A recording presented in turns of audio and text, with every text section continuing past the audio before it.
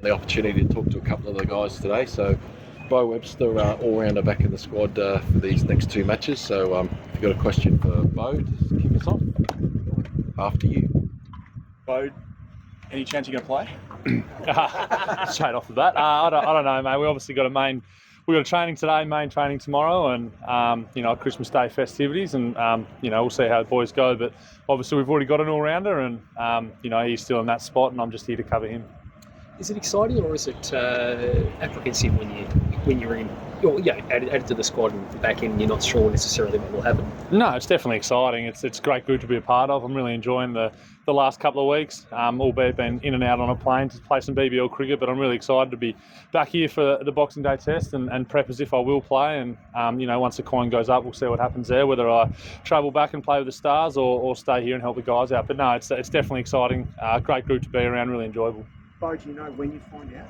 Have you got any indication on that? I imagine they'll announce the team probably Christmas Day or after our Christmas Eve session. I imagine. I'm not too sure.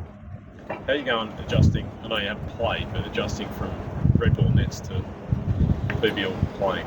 Yeah, it can be tricky, no doubt. I think the travel's part of it. Obviously jumped on a plane late in Brisbane to get to Perth and play there, and then back to Melbourne game and then to Adelaide. So the travel's one thing, getting the body clock right from BBL when you're sort of going to bed at 1 and 2 a.m. and sleeping in plenty, to then back into red ball cricket where you start at 10 o'clock. So getting adjusted there, but it's part and parcel of the game these days. And I think I'll have it for the next 2 weeks as well. So just something I've got to get used to and try and prepare as best I can in both formats. And method-wise, you trust what you've been doing to be able to slip in there? Yeah, I think so. It's I think I've got a lot of qualities in red ball that transfer pretty easily across the T20 cricket with both bat and ball. So it's not too hard from a physical sense. It's just getting the body clock right and staying sharp mentally, I suppose. If a chance was to arise, I'd like to jump at it and grab with both hands. How do you prepare yourself though mentally when you sort of stand here and around the MCG? Do you sort of let your mind move to what it could be like on the morning of day one? Definitely a little bit, yeah. Obviously, sold out MCG, and I've played some big crowds here at BBL, but I don't think it'll be compared to anything Boxing Day, day 1 and 2 is obviously sold out. So I do let my mind wander, and it's exciting, but at the same time, I'm realistic and just trying to do what I can to give myself the best chance if I do get a tap on the shoulder and the honour of playing. Beau, how just asking how he's going? Sorry. Just asking. No, he's a great bloke, Mitch, and he's a fantastic cricketer and had some success in all formats. So as I said before, I'm just here to cover the big fella in case something goes wrong. But as it stands here, he's our number 1 all-rounder. How do you look at choosing to bowl a bit more of the same stuff a few years ago, and I suppose that's led you to be getting closer to national selection? Yeah, it's definitely one of the better decisions I've ever made. I don't think I'd be standing here if I was still wheeling out the off spinners. But no, it's part of my game that I'm really proud of to develop in the last 4 years. It's taken a lot of hard work early doors from being sore at the start and trying to get my body used to bowling a few overs here and there, and then bowling lots and lots of Tasmania now, and it feels like it's as important as my batting game. And I think they go hand in hand. If you're struggling with the bat, you can still contribute with the ball, and vice versa. So it's a massive part of my game, one that I'm really proud that I developed, and still got a long way to go, no doubt, being fresh in the fast bowling department. But it's been a great journey over the last 4 years, and something I'll continue to work on and get better. Was it your idea, or did you have some discussions about, you're pretty tall, maybe if I tried the long run? Yeah, definitely a little bit of that. It was more so the need for an all-rounder down in Tasmania. We sort of didn't have one after Luke Butterworth and James Faulkner sort of finished up. We were crying out for an all-rounder, and I was floating around the batting order and settled at number 6, and if I could wheel out some medium paces, it was greatly enhance our team and give us the ability to play a full-time spinner, which we never used to do down in Bellerive after Xavier Doherty. So it was a combination of those things, and also that I felt like I could definitely contribute and impact games with the ball. And once I did give it a proper crack through COVID there, and with Adam Griffith on some technical stuff, it really helped, and it's sort of just taken off from there. And bowled a lot in England last year, and lots in Shield cricket the last couple of years, and I'm happy with them. And what's the most sort of overs you can bowl in a day? Like what's the load you're kind of used to?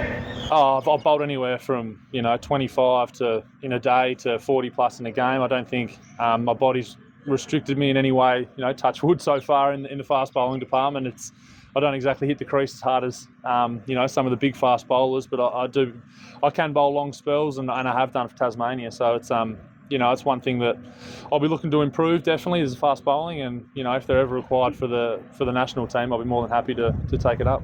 So you've dominated this year with Victor, like in your time with the squad.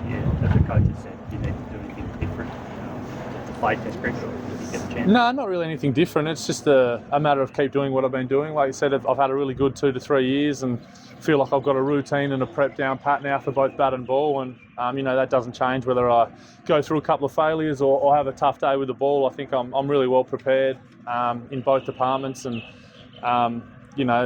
it's one of those things now where you play a lot of cricket, you sort of get to know yourself a bit more, and I'm 31 now and played a lot of cricket here and in England, and I'll continue to do so. I love playing, I love learning, and like I said before with the medium paces, I'm still learning as much as I can there, and being around these sort of guys who are some of the best fast bowlers the country's ever seen. It's a real learning curve, and one that I'm really tapping into. And if you did miss out here in Sydney, is that Sri Lanka tour something that you're pretty keen on? And if so, is the off-spin something that might come back into attention? I'd have to definitely have a chat to Bales and the selectors, but it's once you're in this environment, you get a real hunger to stay around. It's like I said, it's a great group, a very enjoyable one, and once I've been in the change rooms and rubbing shoulders with these guys, I don't want to leave. Sri Lanka definitely on the cards. I'd love to see myself there. I'm not sure what the selectors are thinking there in terms of, we know the wickets are going to spin and who we take there, but just as I'm happy to wheel out medium paces for the country, I'll be more than happy to do a job with off spin as well, and I'll still bowl them in Shield cricket here and there when required, if there's a couple of left-handers on strike or there's a wicket that's offering some spin, so they're definitely still there. Still working on the nets?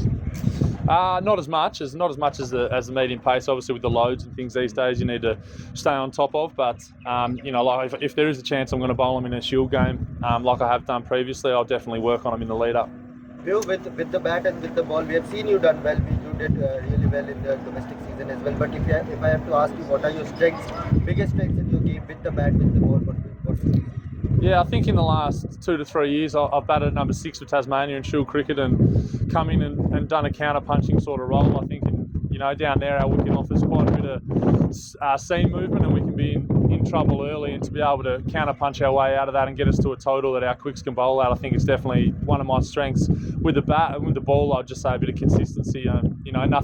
Nothing, to rewrite the bowling code. I'm trying to hit the top of off stump and try and run the ball back into the right-handers. And if there's a bit of swing on offer, I feel like I can take that as well. So definitely not, changing anything there. But it's just those simple things done over and over again, I think is my strength. Counter-punching is something which even Mitch Marsh talked about, that why wait for the inevitable, that good ball which takes your wicket. Do you think that's the way the newer generation, you have also played a lot of domestic cricket, but the newer generation guys are more believing in counter-punching than rather waiting the playing game and waiting for that delivery to score runs? Yeah, I think certainly here in Australia, where we see a lot of seam movement, we've seen it this whole test, there's been plenty on offer for the quicks, and if you're standing there and not looking to score, I feel like it can be a bit of a sitting duck, and especially if it's one of your strengths, like we've seen with Travis Head. He's obviously a free-flowing player, and he's made the most of it and tried to hit these experienced Indian bowlers off their length, and he's done it brilliantly. It's definitely one of those things down the order at 5 to sort of 7 that you have to sort of have in your game. I think you want to be trying to move the game on, and everybody's looking to win the game, and if you can counter punch a quick 50 or 100, we can see how that goes in terms of winning a test. Might grab one of the other guys, mate. Thanks, mate.